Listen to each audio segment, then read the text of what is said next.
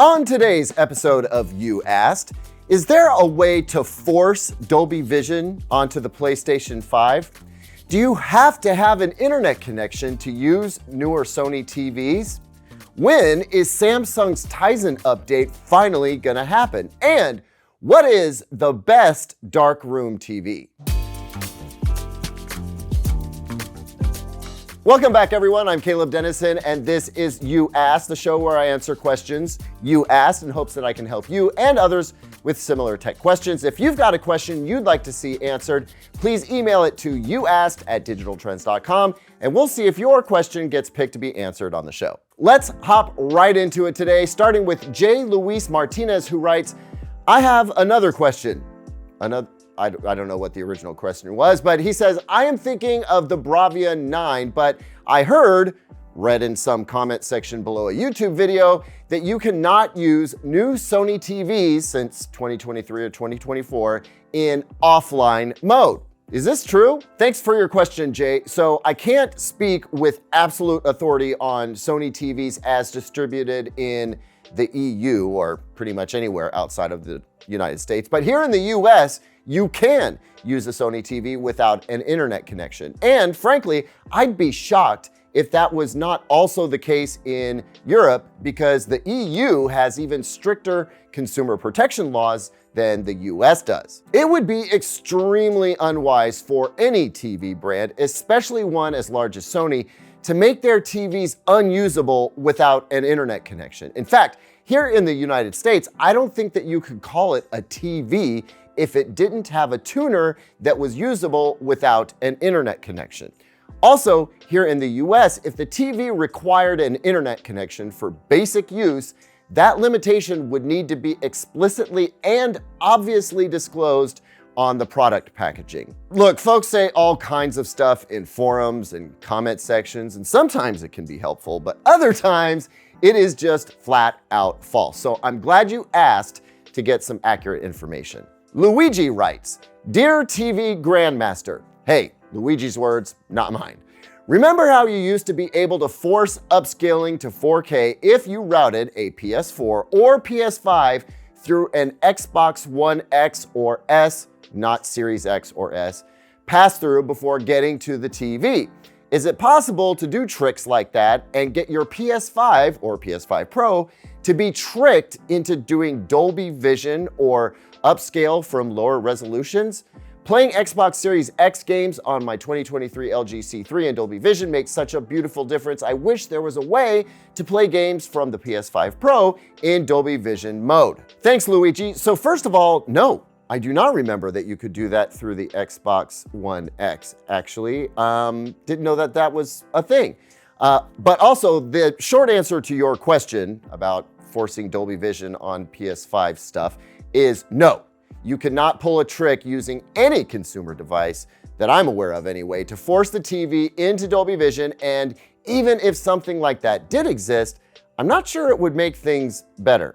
See, the signal needs to have a Dolby Vision flag and metadata for the Dolby Vision chip in your TV to work off of, and that's best coming from the source and for material that was made to use Dolby Vision. Now, I know that the Apple TV 4K can force everything into Dolby Vision if you want it to, but that's actually a feature I suggest disabling for most folks. Also, and I know this wasn't a question, but I just can't resist addressing it. So while I don't remember the little trick where you could run a signal through the Xbox and it would come out the other end upscaled, it's hard to imagine that being useful, like ever, especially today though. Folks, hear me loud and clear. If your TV is 4K, or more accurately, Ultra HD, then it is upscaling everything that you feed it to 4K. A 4K TV in a 16:9 aspect ratio has 8,294,400 pixels, and it has to fill all of them all the time, no exceptions. And don't at me about letterbox or pillar box bars either, because that's in the signal and each pixel is accounted for. So everyone, unless your TV's upscaler is rather poor and your source's upscaler is super good, there is rarely a good reason to upscale your signal before it gets to the TV. The TV usually does a better job. Roderick Strong writes, I remember hearing at the beginning of the year that Samsung TVs from the last 5 years will be getting a UI update that is going to use a new Tizen interface. Since I currently have the 82-inch Q90R from 2019, my TV would be included in the upgrade. Have you heard any news on this? And if so, what can you share with me about this? Hey, Roderick. So I actually almost did your question last week. Kind of glad that I didn't, because things have changed. So the update started to roll out about a week and a half ago for at least some Samsung TVs, but it seems to have halted, at least for some Samsung TV owners. John Higgins, our AV editor here at Digital Trends, says that his TV had prompted him for the update at some point, which was in line with some press information about the update launching. But that prompt on his TV has since disappeared. Now, I do not see any kind of published rollout schedule from Samsung, which doesn't surprise me. And while I'm hopeful it won't be too much longer, I have to think that some hiccups in the deployment may have been encountered. Wish I had more concrete information for you, but hold tight. It should be coming along soon. I mean, they tried and then they stopped. But once it does hit, I'd love to hear from you about how it's running on your 2019 TV. So email me back if you can. Tom Rice wrote a very detailed and somewhat long message, so I'm going to summarize here. Tom is looking to get a new TV for a totally dark room and has questions about how much he needs to care about how bright the TV can get, since it'll never fight with any other light source.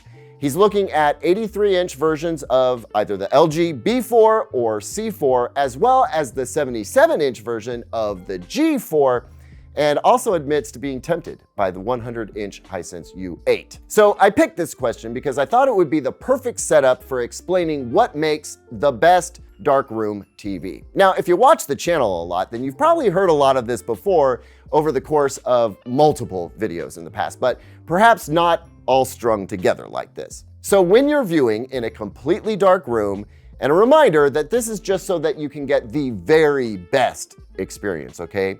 Your need for high average picture level or just overall brightness goes down a bit, while your need for excellent backlight control goes up. See, when you're in a blacked out room, the irises in your eyes open wide to allow as much light in as possible. And this is going to make you more sensitive to light levels both at the low end of the spectrum and at the high end. On the low end of the spectrum, you're going to be more sensitive to blooming or halo. That's the effect of the backlight in an LCD-based TV bleeding through areas of the screen where it shouldn't. This is why I prefer OLED TVs for dark rooms. Blacks are black because there is no backlight that can bleed through areas of the screen where it shouldn't. But if you're gonna get an LCD-based TV, I would suggest you get a high-end mini LED TV to cut down on those backlight effects. The Hisense U8 has very good backlight control indeed, but it's not gonna be perfect like OLED. On the other end of the spectrum, you have heightened sensitivity to bright light. This means that when watching SDR content, you won't need the brightness turned up very high to be really happy with the picture. For HDR content, you don't need your specular highlights to be as intensely bright to still get a lot of HDR pop in the picture. So yes, you can get along just fine with a TV that doesn't hit 1,000 nits for HDR. The LG B4 will hit just shy of 700 nits for HDR highlights, and I think that's gonna be probably plenty dazzling for you. However, while the brightness of the LG B4 may be sufficient, there's one other consideration that you want to factor in, and that would be processing. See, when we spend more for a TV, we aren't just getting better backlight control and higher brightness, we're also, often enough anyway, getting superior picture processing, which determines a bunch of other quality factors like clarity and sharpness, detail, color accuracy, and more. So, I would say that the LG C4, the Bravia 8, and the Samsung S90D, these are great TVs for dark rooms because they have great processing to go along with all their other performance attributes. For you, I'm gonna say the LG C4 because it's the only one that gets up above that 80-inch level. Now, the LG B4 may well be so much better than your current TV that it would be a huge upgrade. But if it were my money, I'm gonna get the LG C4. Now, with all of that said, if you're looking at that 100-inch TV, you have a longing to go big. So now we have to have that talk about picture size versus picture quality.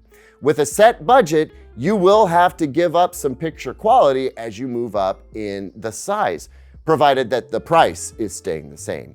And that, my friends, is gonna end up being a very personal choice. Anyway, if you were to just say, just tell me what TV to get, I'd say get the LG C4. Thanks as always for watching, everyone. We're getting super close to CES, so I'm gonna ask you right now, let me know what questions you have about this year's event. I need some CES/2025 TV questions to run in this show ahead of that show. Those you can go ahead and email or drop in the comments. Smash that like button and subscribe because you do not want to miss my coverage of all the hot TV stuff at CES this year. I'll see you on the next one, and until then, here's 2 other videos I think you might like.